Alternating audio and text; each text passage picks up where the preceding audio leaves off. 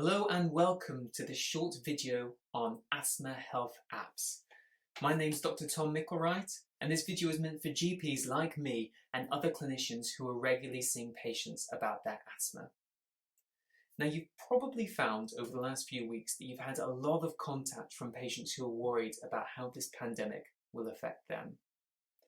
This last week, I've fielded calls about what patients should do if they start feeling unwell, about whether they're in the high risk category and need to shield themselves, and whether they should be increasing their medication or starting rescue packs just in case. And I think the best thing we can do at this time is to empower them to self-manage. So I've been using the ORCHA app, and through there I came across 3 asthma apps, which I think are the best asthma apps out there at the moment. And I'm going to go through each of those in turn, exploring how I think they might be able to help and where any potential shortcomings might be. And these apps are the My Asthma app, the Zephyr guide, and the Smart Peak Flow. Before we start though, I should say that aside from them sending me their kit and their licenses to try out, I really have no financial or commercial ties to any of these companies. So let's begin. The first app we're going to look at comes from a company called My Health, or My M Health, and they actually do a suite of different apps to support patients manage their chronic conditions at home. But I'm going to focus on one called My Asthma first.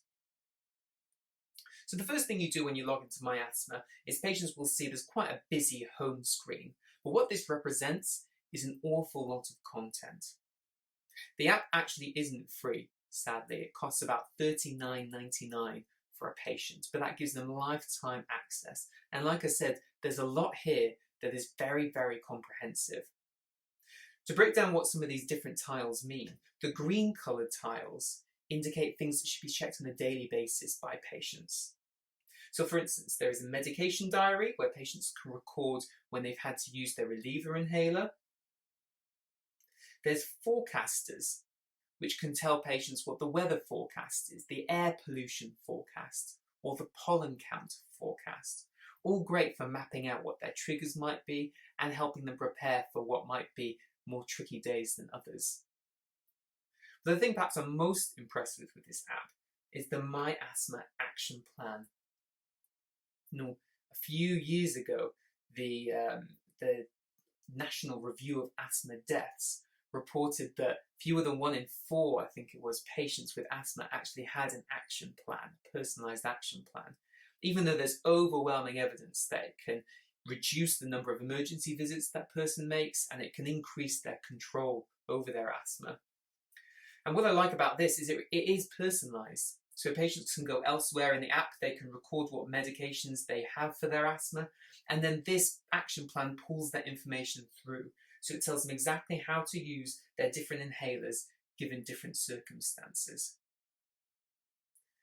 Prior to using apps, my main go-to for asthma action plans was the Asthma UK one, which you download as a PDF.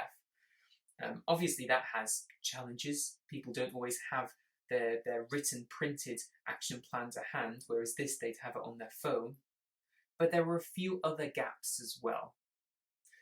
Unfortunately, with the My Asthma Action Plan, it doesn't pull through peak flow data as in terms of triggering when an escalation is needed by a patient. It also doesn't give advice on how patients should increase the dose of their steroid preventer inhaler. And although there's a really handy tile for helping patients having an asthma attack, a specific asthma attack tile, this tile tells patients to call 999 if their reliever inhaler isn't effective. Contrast that with what I actually tell patients, which is that they should take 10 puffs of an inhaler, and then if it's not effective, they should call 999. So it's not completely reflective of BTS or sign guidance when it comes to action plans for asthma, but it's still a pretty good, solid action plan there. The other thing to draw your attention to are the blue icons. Those icons represent ways patients can track their asthma in the longer term. So you've got, for instance, a peak flow diary, you've got inhaler videos, which are great for your long-term asthma reviews when you want to make sure someone's inhaler technique is right.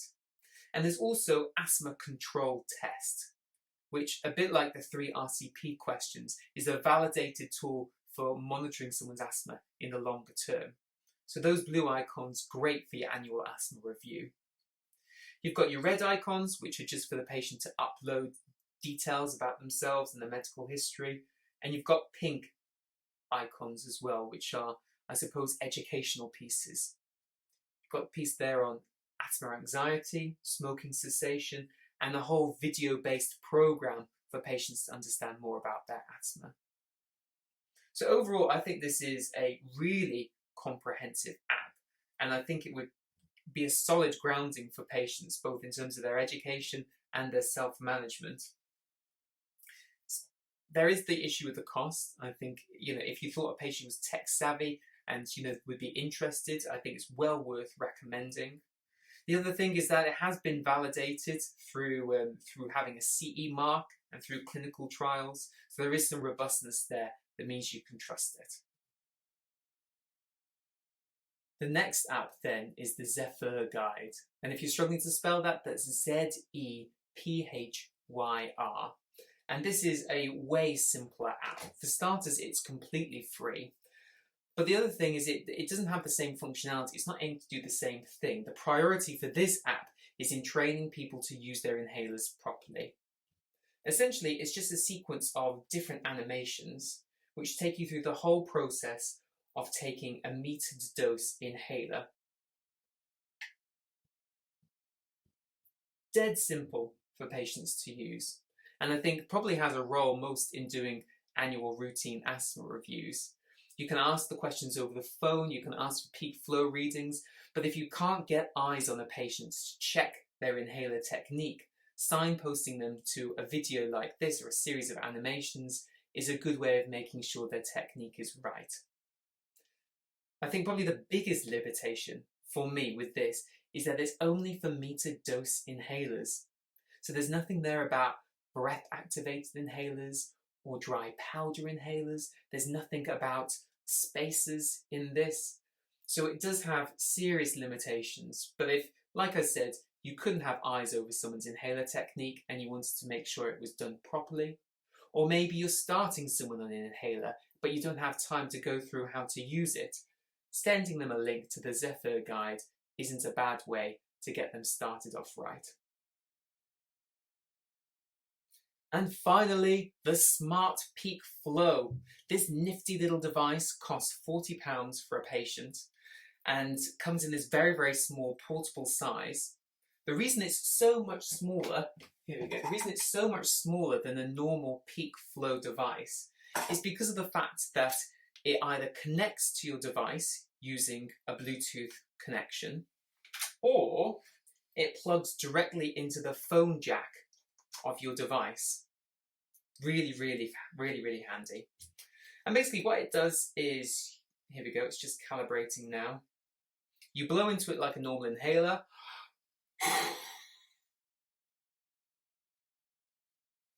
And it will record your peak flow there. And after 3 blows, it will record the highest reading. Once you've got your reading, it will plot it on a graph and you can monitor your peak flow over time, noticing any dips, any triggers. Brilliant for self-monitoring. The other thing it will do is it will mark out, or it will recognize what your best peak flow reading is. And then each time you give a puff, it will work out what percentage of your best that blow was. On the basis of that, here we go, I've got some screen grabs for you. If it's above 80% of your best, you get a green light and a good. That is a good reading. If it's 60 to 80%, you get amber. And at that point, the app recommends taking your preventer inhaler, or your reliever inhaler, sorry. It recommends visiting your personalized action plan and potentially speaking to a doctor too. Anything below 60% of your best scores red. And with that is again a recommendation to see your personalized action plan and also advice to call 111. And there's a link in the app where you press the button and immediately it will call them. So I think that's pretty good.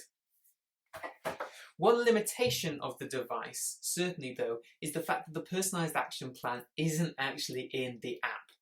So if you're one of the unlucky patients that doesn't have a personalised action plan, or perhaps you just don't have it to hand, it's not going to be terribly helpful. On the flip side though, it is well validated. The company that produced this have a journal publication, they've gone through all of the medical device compliance, and they also have a CE mark, so you know that it's an accurate device. I think the final drawback, I would say, is that red category, the under 60% of your best, it's a broad category and the advice remains the same. I was trying to game the system before and got my peak flow down to 14% of my best, and the advice was still to check my personalised action plan and to call 111 rather than to seek emergency help, which is what I would probably be recommending with a peak flow that low. So those are our 3 top asthma health apps for helping your patients during the COVID-19 crisis. They are the My Asthma app, the Zephyr guide, and the Smart Peak Flow. That's sadly all we've got time for today, but you can find those apps and more on the COVID ORCHA website. But if you've got any thoughts, suggestions, or especially if you've used any of these apps or anything similar before, please get in touch because we'd love to hear from you. Our Twitter handles are @Mickledoc or @ORCHA or you can find either of us on LinkedIn. Look forward to seeing you next time though, and thank you for watching.